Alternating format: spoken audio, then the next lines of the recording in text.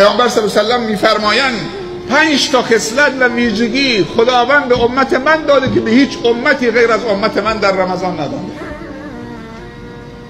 یکیش همینه، از زمان امساک تا چه افطار فرشتگان مسخرن که برای روزه‌دار طلب مغفرت بکنن. دومین ویژگی در رمضان، به بهشتش میگه هر چه زینت داری در رمضان بگیر.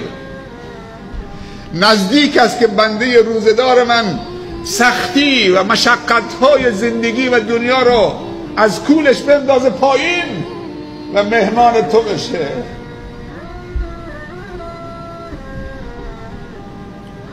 سومین ویژگیش این که بوی بد دهان روزه‌دار نزد خداوند از بوی مشکم چه عزیزتر و خوشبوتره. و علما میگن بعد از زوال که به طرف غروب میرید، هرچی به غروب نزدیکتر میشید این معده که خالی تر میشه بوی و رایحه بدی رو ترشح میکنه، نتیجه خلو معده هست. کراهت داره خصوصا بعد از عصر به طرف غروب که این بوی بدی که نتیجه عبادت و روزه هست بخوای با مسواک زدن از بین ببرید. مسواک کراهت داره، این بو باید به اوج برسه. این بو خریدار داره، خریدارش الله. بوی مشک نتیجه عبادت و بندگی است. چهارمین ویژگی این که خداوند شیطان رو به زنجیر میکشه. جهنم 7 تا در داره، درها رو همه میبنده و بهش 8 تا در داره، هر 8 تا رو در رمضان باز میکنه، از جمله در ریان، دری که فقط روزه‌داران امت محمد صلی الله علیه و سلم از این در وارد میشن و آخرین روزه‌داری که وارد شد اون در بسته میشه.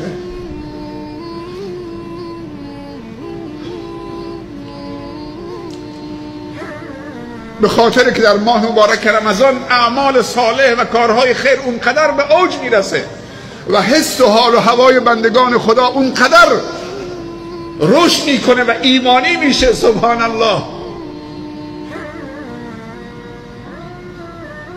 که خود به خود درهای جهنم بسته میشه، چون اعمال خیر در دنیا به اوج میرسه. تحقیقات نشون داده در دنیا آمار و ارقام که جرم و جنایت در ماه مبارک رمضان در کل دنیا چه کم میشه. حتی خلافکارا هم روزه هستن. اگه روزه هم نباشن چه؟ جرم و جنایت برید بخونید تو ماه مبارک رمضان چه؟ به حد اقل میرسه.